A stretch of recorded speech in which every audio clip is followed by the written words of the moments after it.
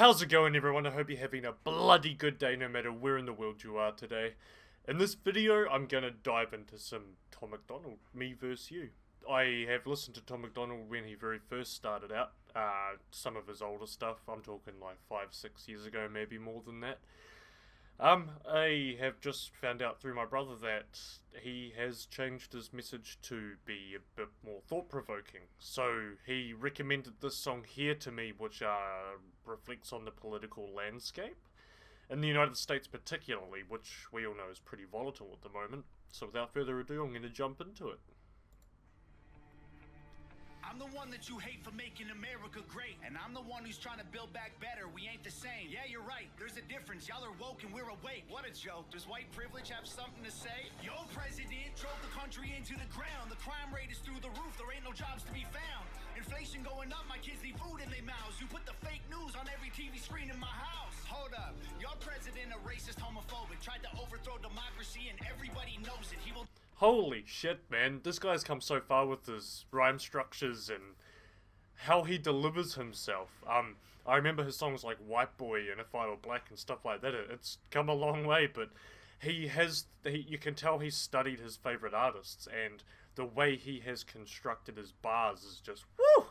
And he's not just putting nonsense together, he's actually making sense with each sentence. And the whole reality TV show bullshit in the United States at the moment with, you know, the two candidates. I'm not going to say their names because it's probably hard out, sniffed out on YouTube right now, but my god. We'll never make America great again like the slogan, he a white supremacist, just like all of you who voted. That is not facts. All you woke morons do is talk trash. Drag queens in classrooms hate anyone who's not black. You're pro-white, you know that's what the Klan members are, right? You're anti-LGBTQ, then why are they always on your mind? Bro, you're a boy, you're a girl. That's one thing that I've noticed.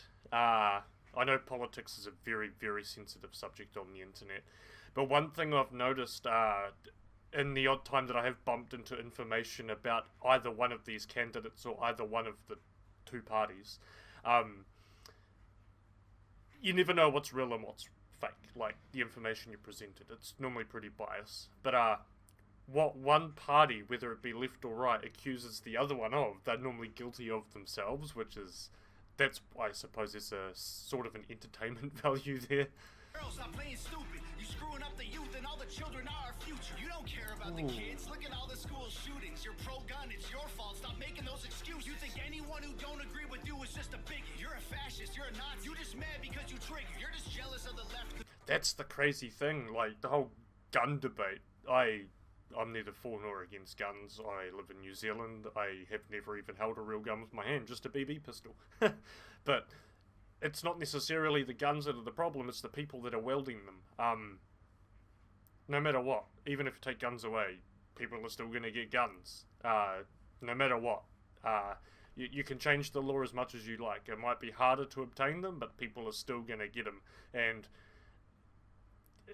people out there don't take laws as law, they take it as recommendations. Yeah, it's tricky.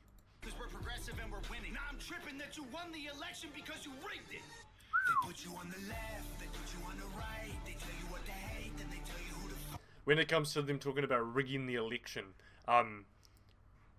when it was the 2016 between those two candidates, they both promised that they wouldn't question the outcome, but the minute the 2016 candidate that won, the other candidate instantly questioned it, and then come full circle again when the 2020 election happened, he questioned it as well. So yeah, I don't like the cult mentality in the United States of left or right. It's so volatile, it is becoming deadly, dangerous.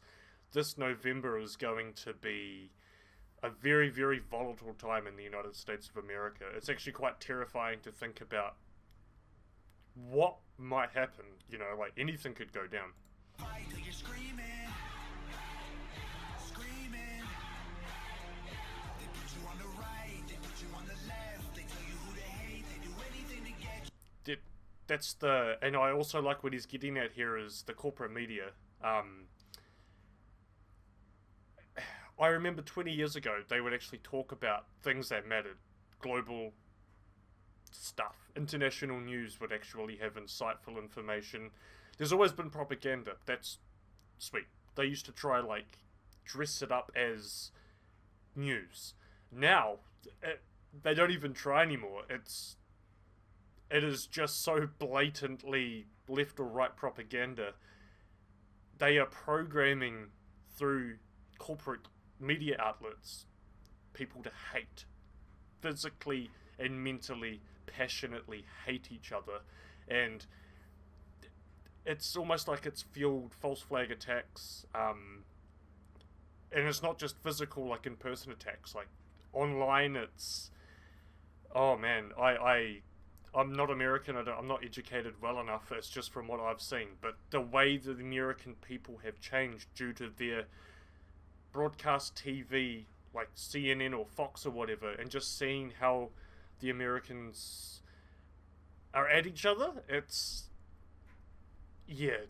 almost like two cults. You screaming, screaming. My president draining the swamp, we building walls. Your president opened the border for one and all. Now there's murderers and criminals evading the law. Walking right into America, our safety is gone. When he talks about draining the swamp, the part that that side of the field seem to not want to understand is, in order to be in the position he's in, you have to be a part of the swamp. You can't just walk into something like that. You have to be a part of the swamp. If you look at pictures from 20 to 30 years ago, that particular candidate is in pictures with the people he is at the throats of now, and they were very good friends. Please do your research on that. The way they're fighting at the moment is a facade. Well, my president ended pandemic, saved the economy, and introduced legislation fighting for our equality. His son smokes crack. I don't care about that, honestly. He's raising all our wages. He can't raise his children properly. You obviously pro-life. A woman's choice is your right. I feel like abortion is important and you don't like your... That's another point I'd like to make, is they keep attacking both of this year's candidates about their children. Who they are as parents shouldn't matter. It's how they run the damn country. The candidate that's in there now, well, I don't believe he's the guy in charge. He's the puppet. He's the guy that is being controlled. Whereas the other fella, I think he's just like, the first time he really wanted to make a difference. I don't know too much about what he actually did because I'm not from there. But now it's more of like a revenge thing. He is going, if he does get back in, I have a funny feeling that, like, shit's gonna hit the fan in more ways than one.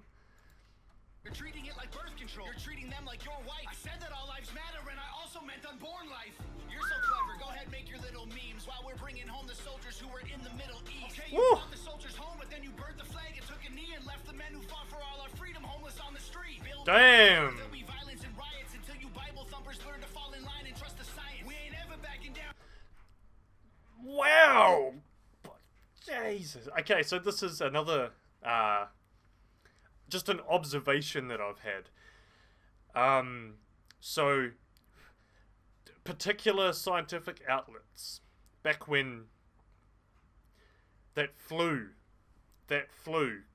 you know, the one I'm talking about, was going around the globe.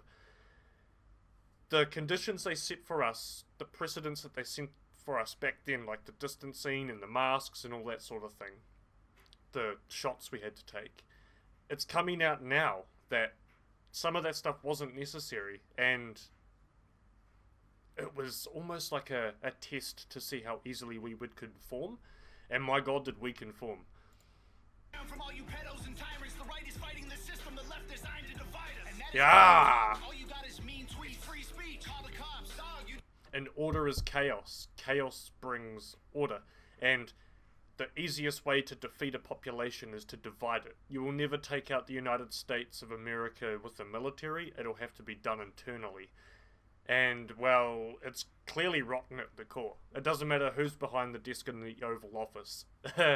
I couldn't care for either of candidates that are there now. I'd rather not vote at all if I had the chance to vote, but out of 350 million people, those two geriatric motherfuckers are the two you get to pick from? Come on. Defunded the police. This country will be better off without all you freaks. This is America, homie. If you don't like it, you can leave. They put you on the left, they put you on the right. They tell you what to hate, then they tell you who to fight. Till you're screaming, screaming. They put you on the And the hate is so passionate.